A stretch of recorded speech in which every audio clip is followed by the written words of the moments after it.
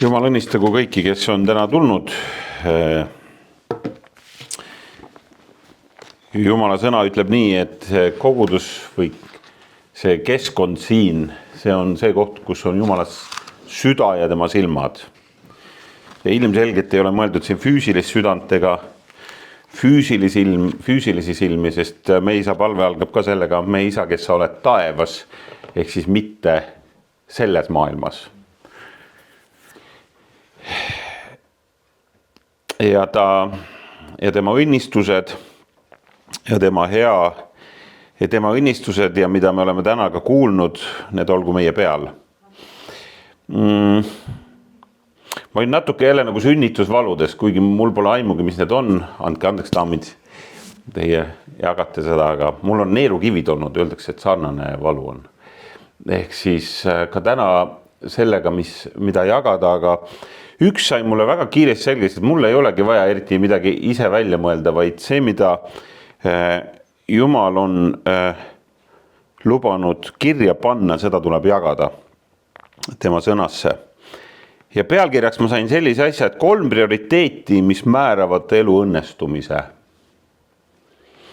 Mina olen küll oma elu jooksul näinud päris palju inimesi, kes on väga edukad, aga rahutud. Nagu rahutud jalad. Kärt, sina oled mulle rääkinud nendest. Rahutud jalad. Inimesed, kellel on kiire, aga neil on selline sisemine tühjus. Ja midagi ei ole teha, inimesest silmadest loeb väga palju. Keegi võib öelda, et olen hirmus, rõõmus ja õnnelik, aga vaatad silma, siis küsida, aga mis sul tegelikult toimub. Eelmine nädal oli üks reaalne olukord. Ma töö juures nägin ühte inimest, kes oli koosolekul ja sa kujutad ette koosolekul, räägid tööjuttu, aga siis ma vaatan selle inimese silma ja ma näen, et ta on absoluutselt õnnetu. Ja koosolek sai läbi, siis on loomulik, ma küsin, aga mis su elus toimub, mis toimub, miks sa õnnetu oled? Silmadest on näha inimese rõõm ja kurbus. Ma olen näinud oma elus usklikke inimesi, kes on nii siiralt usklikud, aga kelle elus puudub siht. Aga mille pärast? Jeesuse kohta öeldakse, et ta oli harjunud käima sünagogis. Ta käis harjumust mööda pühapäeviti, laupäeviti siis sünagogis. Ja ühel hetkel mina olen ka pidanud endalt küsima sellise ausa küsimuse, aga miks mina olen rahutu, kui olen? Või et kuhu on kadunud minu rõõm? Kuidas see on võimalik isegi, et kui ma pingutan, ma palvetan, ma töötan, aga see vaimuvili või see vili, mis peaks selle järgnema, on rõõm ja rahu, pikkmeel, hea tahtlikkus, püsivus. Ja me teeme justkui nagu kõik, mis on vaja, aga tulemus ei ole see, mis peaks olema. Ometi ütleb Jeesus nii, et oma rahu ma annan teile ja see ei ole mitte minevikus, vaid see on lubatud siia annan.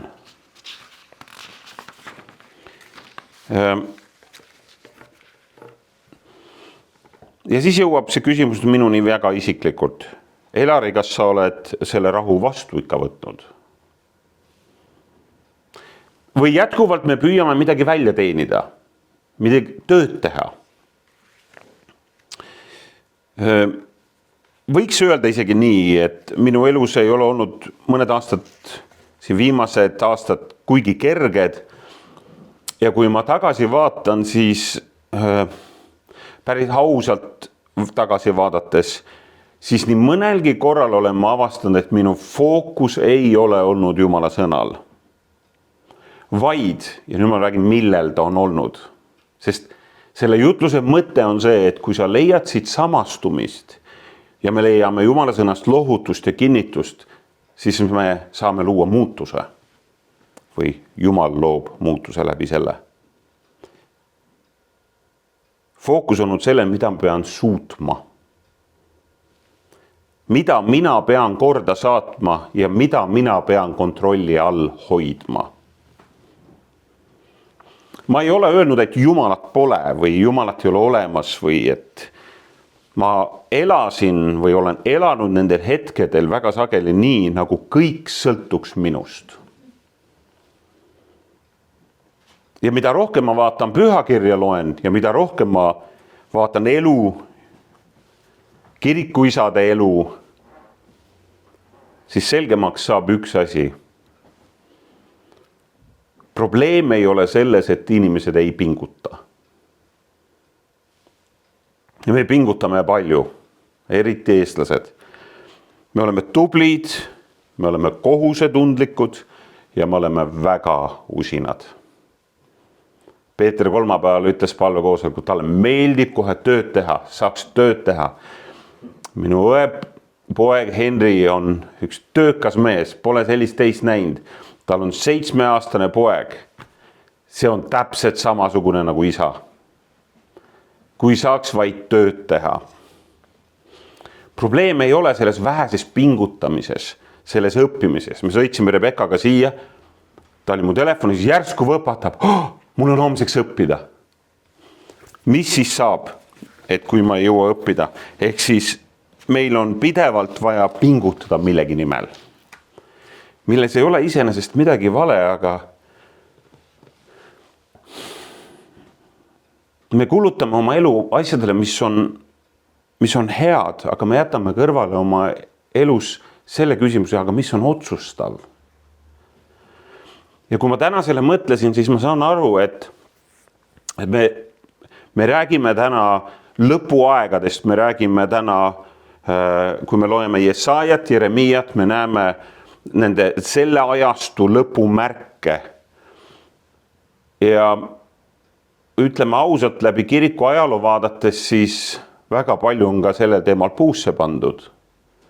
70-ndatel suured ootused, nüüd tuleb Jeesus tagasi ja väljuti kogu ühiskonna tegevusest, mis tähendab, et kui me jälgime 70-ndate siis nii ettevõtlust kui spetsialiste, siis seal seas on kristlasi väga vähe, sest nemad otsustasid siis ootama hakata. On mõned prioriteedid, mis tuleb paika panna sõltumata sellest, milline on aeg. Mingid asjad peavad olema paigas. Ja meil on ühine inimlik probleem. Me oleme teatud mõttes justkui kogu aeg pinges. Mitte sellepärast, et meil oleks kuidagi vähe võimalusi, vaid sellepärast, et meil tundub jätkuvalt kõik väga oluline. Kõik nõuab kogu aeg meie tähelepanu. Nagu Peeter ütles, kui kolmapäeval kohal ei ole, äkki püha vaim tuleb ja siis jään ilma. See on ka üks siuke tunne, et nagu hirm tahab nahka pugeda. Fear of missing out oli vist see FOMO. Isegi kirikus vaadake on FOMO juba. Ja me kardame, et kui me käest milleski laseme või me kohal ei ole, siis me jääme kohe milleski ilma. Ja nii ongi siuke vaikiv hirm, et kui me ei hakka kontrollima kõike ja halda kõike, siis midagi kukub kogu aeg kokku. Pereisad saavad sageli sellest aru, aga emad ka, täpselt samamoodi. Ma usun, Kärdi, sina ka samastud sellega. Aha, jah, väga hea. Ja sellepärast me loodame, et lõpuks mingid sellised suured tükid toovad meile sellise nagu lahenduse, olgu see siis näiteks raha, mis lõpuks ometi toob rahu või et kindel või hea peresuhe, et see loob siis identiteedi ja edu annab mingisuguse tähenduse lõpuks ometi. Aga meie kogemus ütleb meile sageli midagi muud ja Jumala sõna tegelikult räägib midagi muud. Rahu ei teki automaatselt. Inimesed väljendavad erinevalt, kirikusse astumist ütlevad, oi, tulin sisse, oli mingi rahu. Inimesed väljendavad seda, näiteks ma mäletan, kuidas mu isa, kes on sõjaaja laps, väljendas seda, kuidas Jeesus isiklikult teda kõnetas tema toas olles nii, et kedagi teist ei olnud. Ta oli elanud kõike maailma teed, aga ühel hetkel oli selles toas nagu midagi ja ta nimetas, see oli ülim rahu. See ei teki automaatselt. Tähendus ei sünni ka juhuslikult, ükskõik mida me teeme. Aeg ei anna elule mõtet. vaid näitab ainult seda, millele me tegelikult oleme toetunud. Ehk siis see rahu, see selgus, see tuleb siis, kui Jumal räägib. Enne oli nii, nüüd on nii. Siin on ei nii, sinu elu oli ennem nii. Täna on naa, see on palju parem. Ja see on see põhjus, miks piiblis ei räägita niivõrd sellest esmalt parematest oludest või sellist eduteoloogiast, et kui sa usud Jumalasse, kõik läheb üli hästi, vaid räägitakse tegelikult teatud ilmutusest. Sest kui tuleb ilmutus, siis saan ma aru, siis saab tõde teatavaks. Siis hakkab elu kuju võtma, kui ma mõistan mingisuguseid asju. Okei, need 3 prioriteeti. Esimene prioriteet, mis siis tagab meil selle, et võiks nimetada elu õnnestumise, on suhe Jumalaga. See on kõige olulisem, ütleme siis prioriteet, millele elus keskenduda. Kõrgeim prioriteet. Sest suhe Jumalaga ei ole nagu üks nendest asjadest, millega veel tegeleda siis, kui on aega, vaid see on elu keskpunkt. Aga miks vajab inimene Jumalat? Mattuse evangeeliumis on kirjas nii, et otsige esmalt, mida? Jumala riiki, väga hea, siin on mõned piiblitundjad. Ja tema õigust ja seda kõike muud antakse teile peale. See algab, aga otsige esmalt, esimeses järjekorras. Jumalaga suhe on midagi, millesse panustades või tema tundma õppimisse me mitte kunagi ei faili, me kunagi ei eksi. Esiteks ei ole seda võimalik teha mõne aastaga, seminari läbi käies, ülikooli läbi käies, raamatu läbi lugedes, piibli läbi lugedes, vaid see on igavikuline tegevus. Jumalat ei ole võimalik inimmõistusega, kes niigi kasutab seda üsna vähesel määral, aduda või tajuda kogu tervenisti. Paulus räägib sellest, et inimene tajub poolikult. See on tõde. Me tajume poolikult, me saame asjadest väga sageli valesti aru. Meie paradigma, milles me mõtleme, on ekslik. Arvasin, et on nii, aga tegelikult on naa. Jumala seega esimene prioriteet ja kõige olulisem inimesele on õppida Jumalat tundma. Aga miks? Esimene on igavikuline saatus.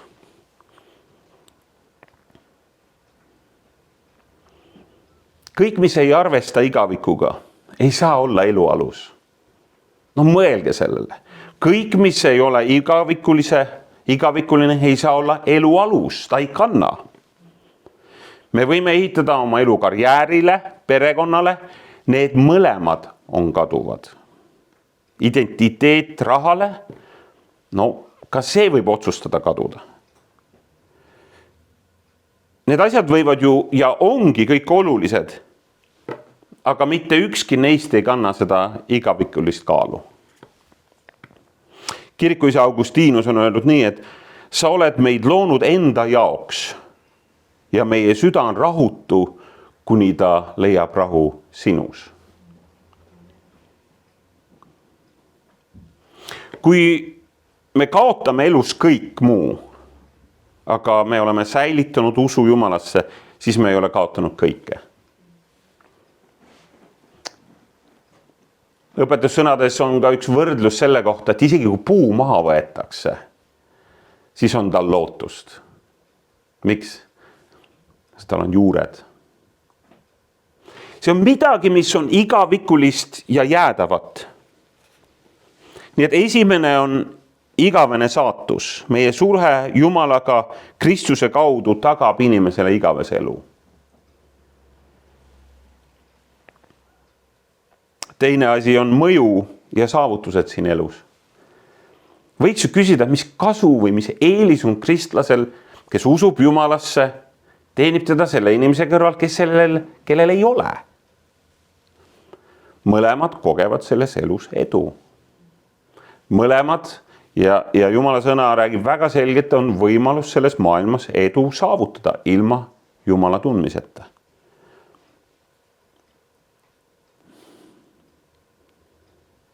Aga ainult need, kes tunnevad Jumalat, kogevad seda saavutades rahuldust. Sest sellel on tähendus. Sellel ei ole mitte mingit kestvat mõju ilma selleta, kui sellel ei ole seda igavikulist perspektiivi.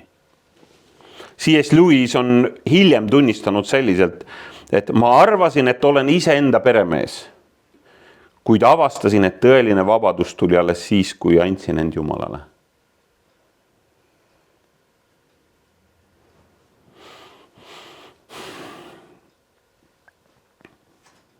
Igavene elu, mõju siin elus ja see tõeline rahu.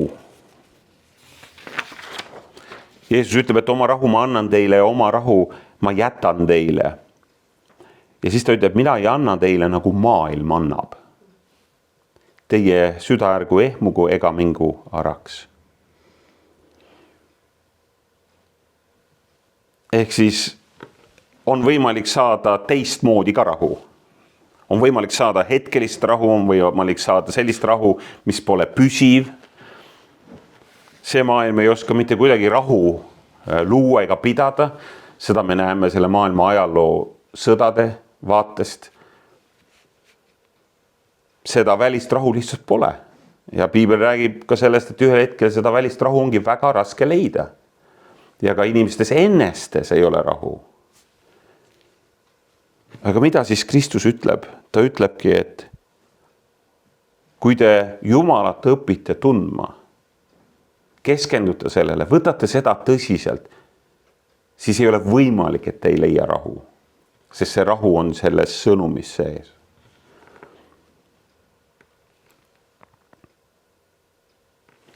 Rahu tuleneb tegelikult sellest, et sa oled lepitatud.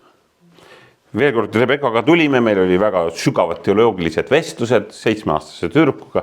Temaga on selles mõttes minul keeruline vestelda, sest mina pean kõik oma mõtted 7-aastase tasemele proovima viia, vähemalt kommunikatsioonis. Ja küsimus oligi selles, et aga miks Kristus suri? Mida see tegelikult tähendab minu jaoks? Ja ma püüdsin teda selgitada teile seda sama, et nüüd ma lähen poodi ja maksan, ostsin talle väikesed pannkoogid, nende pannkookidest mina maksan. Ma ei saa neid minna ja võtta. Ja et kui Rebeka need saab, siis ta ei saa nad tasuta. Need on makstud kellegi eest. Kui inimene elab suure süü ja häbi koorma all, siis ainus viis neist vabaks saada on nende eest maksta. Ja see sama religioosne arusaam, et sina pead ise nende eest maksma, ongi vastand täielikult Kristlusele. Jeesus Kristus on maksnud nende süü ja häbitegude eest. Õppides Jumalat tundma need 3 asja, igavene saatus on paigas. Sul on igavene elu. Teiseks, mõju ja saavutused siin elus, neil on tähendus. Kas nad tulevad või ei tule? Ütleme nii, et elu on printsipiaalne. Mida külvad seda, kuigi me vahest meeldib seda eirata. Ja 3. oli see, et me saame rahu, me saame selle täitumuse. Me tunneme ennast täidetuna. Ja see on mingi igavikuline läbi Jeesuse Kristuse saadud rahu. Teine prioriteet siin elus, et oleks õnnestumine. No mis te arvate, mis see on? Olgu, ma ei küsi. See on perekond. Kui me keskendume Jumala tundmisele, siis teine väga oluline ehitusplokk meie elus on perekond. Ja perekond ei ole ju pelgalt selline, ma ei tea, kuidas nüüd öelda, moevool või ajastus sõltuv. See on Jumala loodud struktuur sellesse maailma. Ja see on päris korraliku surve all tänapäeval.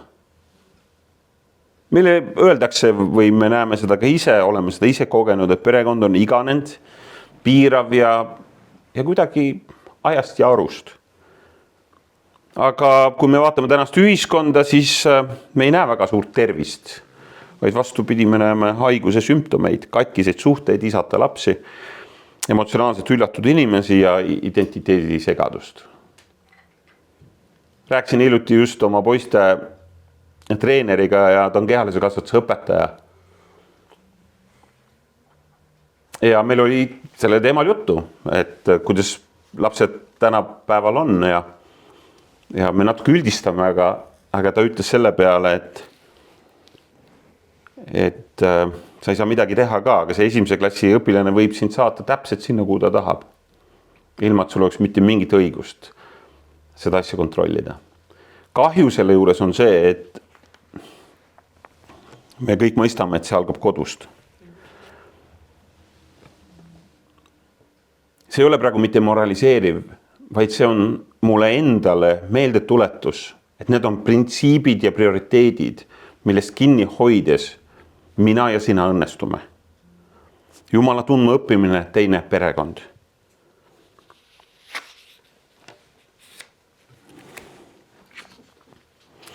Perekonnas on väga oluline armastus mehe ja naise vahel, kuid armastus üksi ei kanna. Sest perekonda ei hoia koos mitte mingi tunne, tavaliselt see lähebki ära ja sellepärast pole ka enam perekonda, vaid väga selge tarkus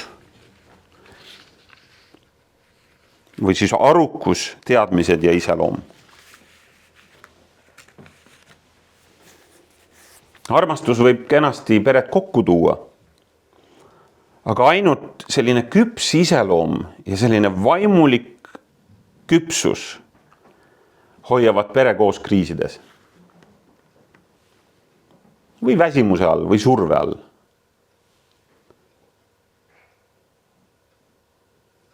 Piibel räägib pigem täna suht ebapopulaarselt mehe ja naise rollist. Ent igaüks teist armastagu oma naist nagu ise ennast, aga naine alistugu, ei ole. Aga sina arvad kartku, no on kartku, tõesti on kartku. Kartku meest, mida see tähendab? See tähendab tegelikult austagu. Mees peab armastama oma naist nagu Kristus armastab kogudust. Kuidas armastab Kristus kogudust?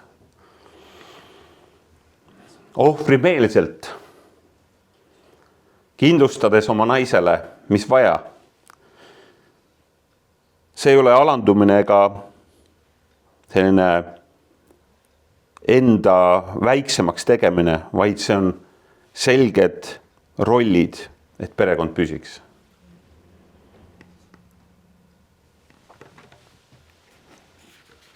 Jumal on loonud pere mudeli ja see on nagu koguduski. Pere mudel on nagu väike kogudus. Seal on oma rollid paigas.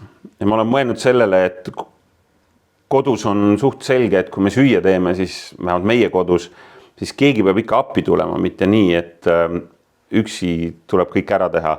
Et ma olen ühe korra jutlustanud selle teemal, et kas kogudus on nagu pitsarestoran. Kõik tulevad, istuvad maha ja siis tellivad endale vastava ananassiga pitsad. Seda ei tohtinud vist tellida, poisid ütlesid, aga et kogudus ja kodu, need on need kohad, kus me panustame sõltumata sellest, kas on tunnet või ei ole. Mõned printsiibid on paigas. Teine ehitusblokk, prioriteet meie elus on perekond. Nii et kõige olulisemad ei ole, alus ei ole see emotsioon, vaid need teadmised, see arukus ja see iseloom. Mina olen tajunud, et peres pannakse kõige rohkem proovile meie karakter. Kodus, miks me vahest ei esinda enda parimat külge, on sellepärast, et me võtame seda iseenesest mõistetavalt. Et ta ju on seal ja annab mulle alati andeks. Aga see töö enda iseloomuga, karakteriga, see on see, mis on läbiv kogu inimese elu. Oi, aga mina olengi selline jäärapea, mina sündisingi, meie peres on kõik sellised. no palju õnne, kuidas sul läheb sellega, sellise narratiiviga, kui hästi sul läheb. Või alistuda Kristusele ja armastada oma naist nii, nagu Kristus armastab kogudust. See on oluliselt raskem. 3. prioriteet on kutsumus, elu ülesanne. Mul oli nädalavahetusel üks vestlus ühe perega, väga tore vestlus oli, ja me rääkisime, mis puudutas noortest ja deitimisest või kohtamistest. Ja meil tuli jutuks just see, et noh, kui varakult, siis peaks omale poissõbra või tüdruksõbra otsima. No, see pereisa arvas, et siis, kui see tahab tulla. No, võib 11, 8, 7, no vist on liiga vara, 13, no vahet ei ole. Ühesõnaga, jutuks tuli see, et kas seal on mingi printsiip paigas. Ja ma ütlesin, minu meelest on üks väga hea printsiip, mida ma küll oma elus ise ei järginud, aga hea meelega jälgin ja vaatan, kuidas see inimeste eludes toimub, on see, kui sa leiad oma kutsumuse ennem, kui sa leiad kellegi teise. Kus sa, see, mida Jumal on sinu jaoks nagu pannud, selle leiad ennem. Ehitad üles seda ja avastad seda, kelleks Jumal on sind tahtnud teha. Ja siis kõik muu. Ülemlaulus on selline kirjakoht, et ära lase armastusel tulla ennem, ära otsi armastust ennem, kui see tahab tulla. See on selline natuke paradoksaalne, ta tahab tulla, selles on üldse küsimus, et armastus ei taha tulla, tahab küll, aga ära otsida ennem mida. Ja Heebra tarkuses on just see, et inimene peaks leidma kõigepealt iseenda kutsumuse Jumalas ja siis tegelema kõige muuga. Siis Heebra kirjas on nii, et ja siis ma ütlesin, vaata, ma tulen, raamatu rulli on minu kohta kirjutatud, et teha sinu tahtmist, oh Jumal. Ja siis ma ütlesin, vaata, ma tulen, raamatu rulli on minu kohta kirjutatud, et teha sinu tahtmist, oh Jumal. Sest meie oleme tema teos, loodud Kristuse Jeesuses heade tegude jaoks, mille Jumal on enne valmistanud, et me käiksime neis. Ma ei tea, kuidas sinuga, aga minu jaoks on see kutsumuse teema olnud pigem keeruline.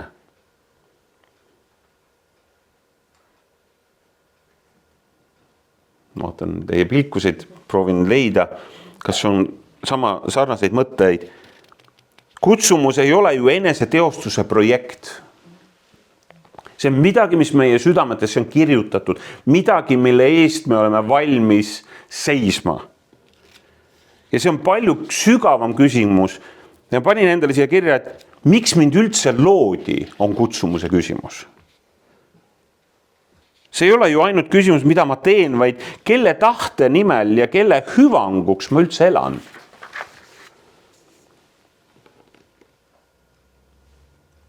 Kui ma järgin Kristuse eeskuju, siis Jeesus ütles, et tema elu keskmes on isa tahe.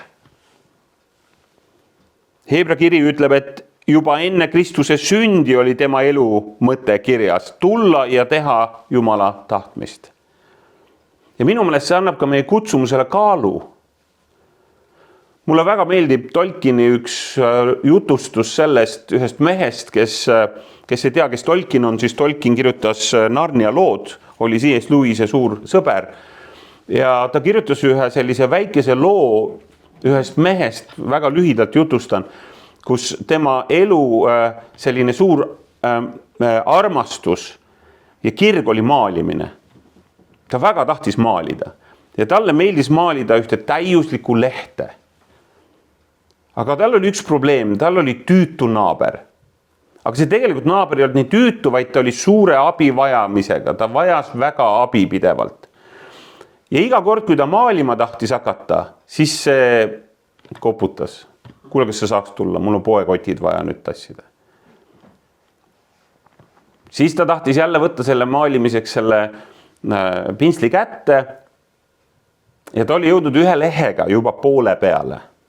Aga tema ettekujutuses muideks oli see, et ta maalib tohutu suure puu, kus on hästi palju lehti. Kujutate ette, see on ta elu kutsumus. Aga jälle nii, kui ta maalima hakkas, tuli naabrinaine, koputas, ütles, et kuule, kas sa saaksid tulla appi. No kahjuks ühel päeval juhtus hoopis nii, et ta jäi, õnnetus juhtus, ta suri ära. Ainult kogu elu kutsumusest jõudis ta valmis teha ühe puulehe.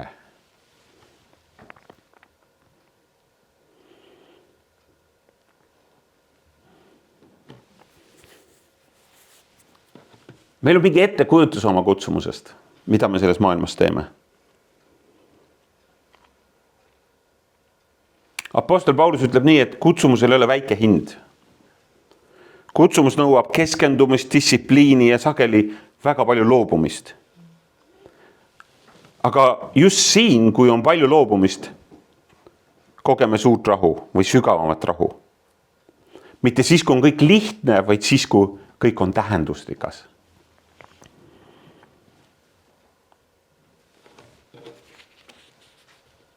Kutsumus ei küsi, kas ma olen andekas, kutsumus küsib, kas ma olen kuulekas. Mis on Jumalal minu jaoks, minu elu jaoks? Suures pildis ütleb pühakiri, meid on loodud heade tegude tegemiseks. Jah, aga Jumalal on iga ühe meie jaoks täpselt samamoodi oma töö.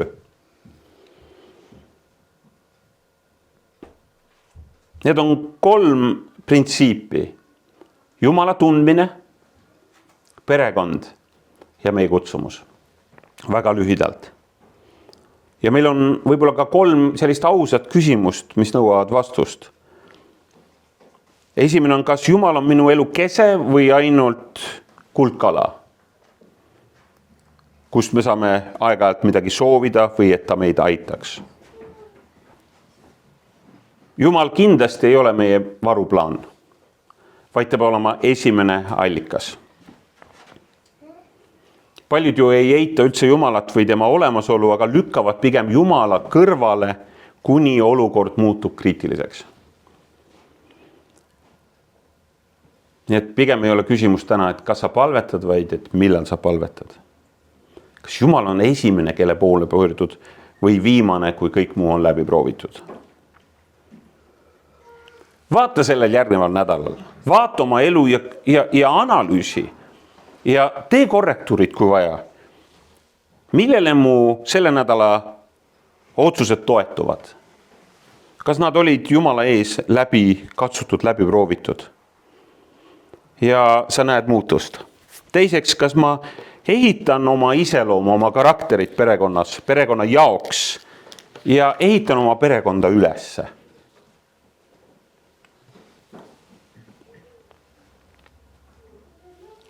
Ma panin endale siia küsimuse, praktilise küsimuse, kas minu kodu on paik, kus valitseb rahu ja turvalisus?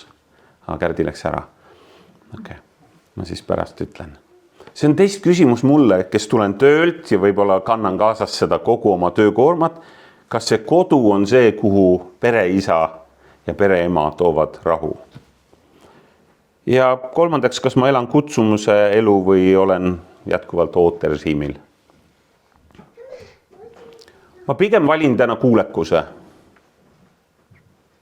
Kuulekus Jumalale kas või oodata, aga kuulekus. Milline on konkreetne asi, mida Jumal on sinu kätte usaldanud ja mille täitmist me oleme edasi lükanud? Võib-olla see on vastav küsimusele.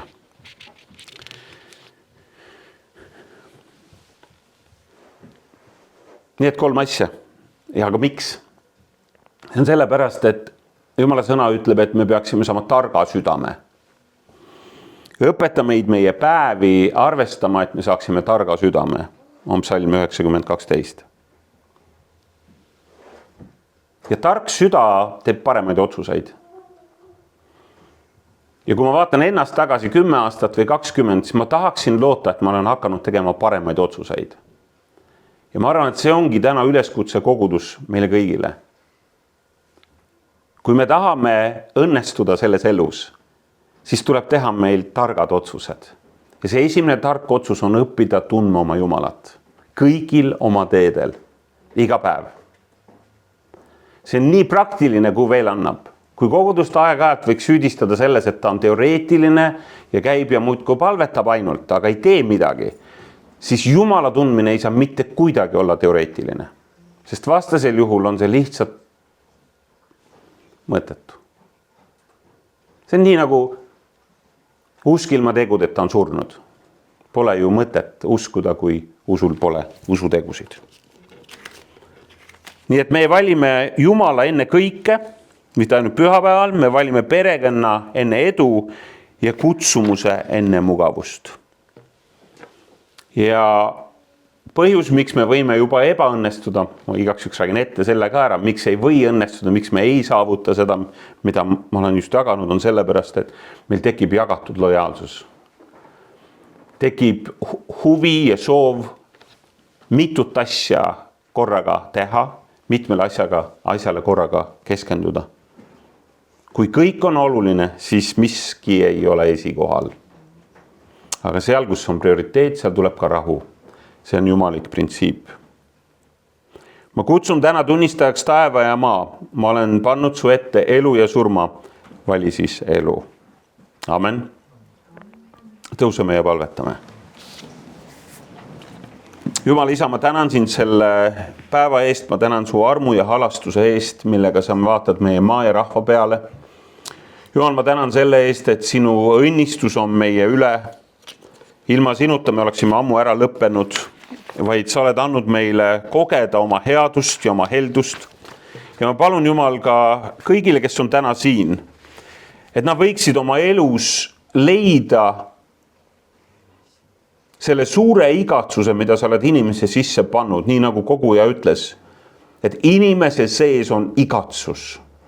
Igatsus oma looja järgi, igatsus sinu järgi, Jumal.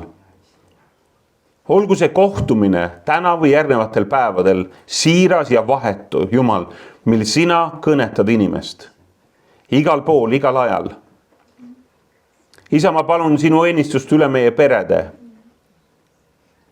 Et meil oleks austus, respekt, et meil oleks rahu kodudes.